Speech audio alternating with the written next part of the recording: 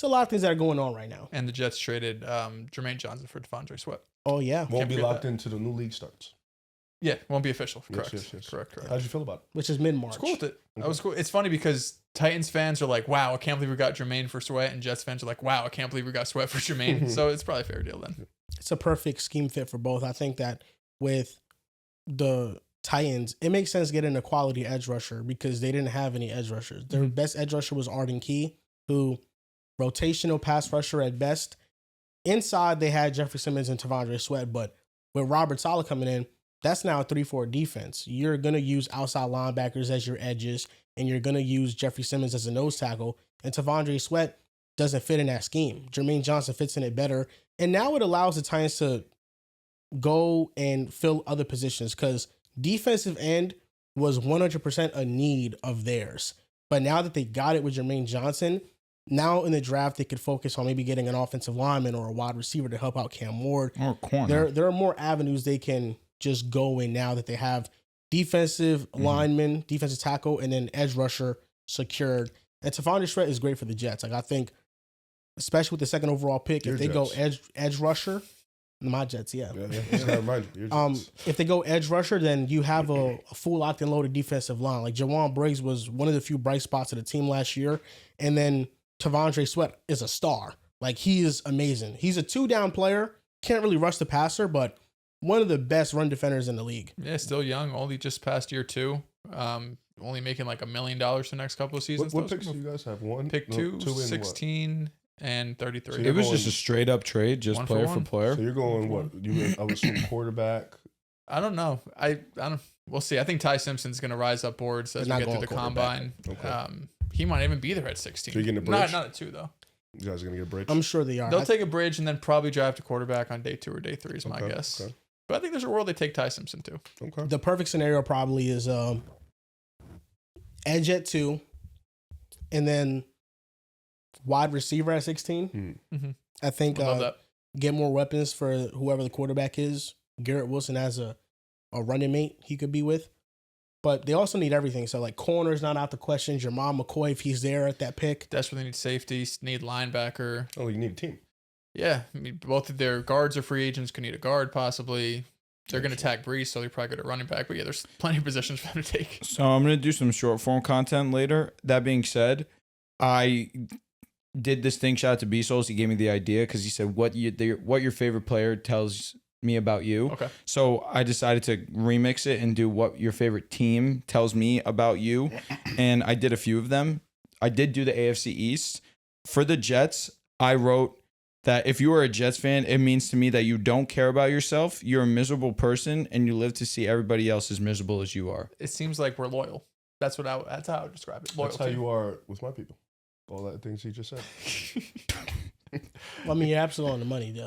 Oh, Jesus Christ. Question. There is some rudeness here. I can acknowledge that. There's some validity.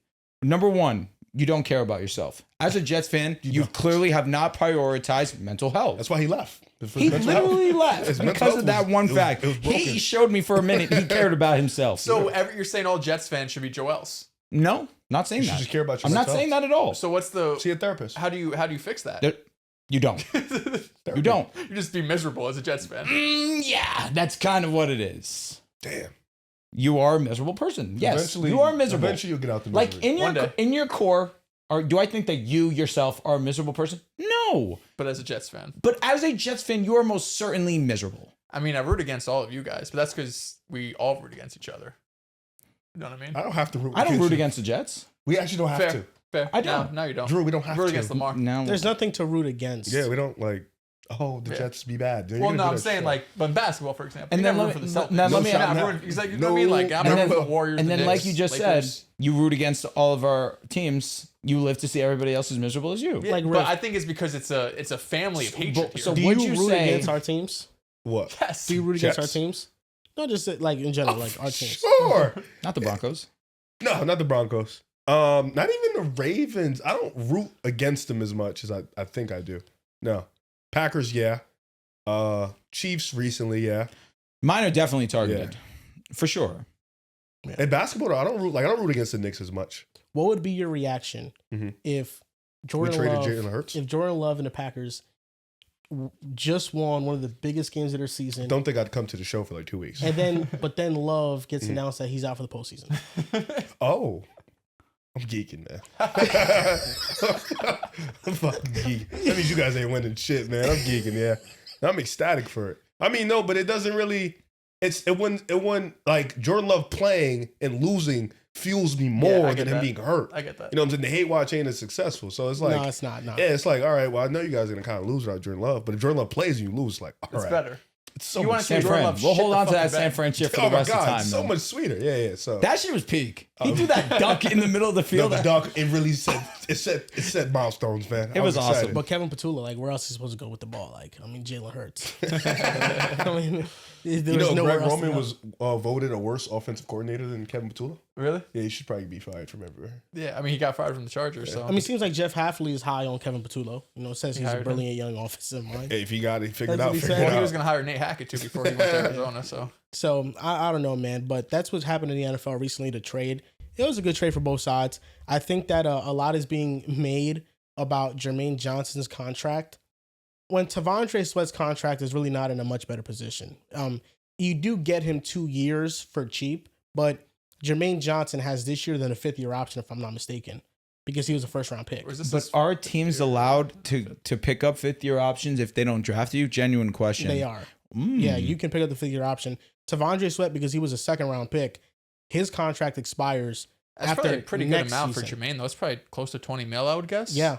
That franchise tag is definitely going to be around Well, not there. even franchise, just the 5th-year option. Yeah, it's definitely going to be a good amount. I was gonna say you don't often see players traded in their rookie contracts. So interesting. And Tavondre Sweat, 13 mil. because he was a second-round pick, that then means that not this year, 2026, but after the 2027 season, he's an unrestricted free agent. Mhm. So the team now, they don't have the option to pick up that 5th year on him Yeah, because he he was wasn't a second-round first-round pick. So you do lose leverage and control with that. And I feel like taking that into account, the contract stuff kind of offsets because the Titans are paying more to keep Jermaine, but they have the option to keep Well, him. this is Jermaine's last year. Oh, so this is the 5th-year option. Yeah. year. Then Okay. he's a free agent in 2027. So essentially, it's the Titans it's saying, an extra year. you know, we're going to take a flyer on Jermaine Johnson. If he plays really well, we're going to pay him. Yeah. And if he doesn't, then we'll just move on. There you go. No risk. So it's a good move for both sides. I like the Titans. I hope Jermaine. I love Jermaine. He, when the Jets were actually playing well, especially that his second year, I want to say when he had 9 sacks, 7 sacks. He was great. He's good against the run. He can rush off the passer. It's just a lot of people made it seem like, oh, when he gets in Robert Saleh's scheme, I thought it was just the Achilles more than like it's not a scheme fit for him. It's just it's hard. Like the Jets saw it with Carl Lawson when he tore his Achilles. He came back and was never the same player that he was. It's just when you have that serious of an injury at any position, especially edge, where explosiveness matters so much, it's hard to come back from. But he's young, so hopefully he's able to bounce back.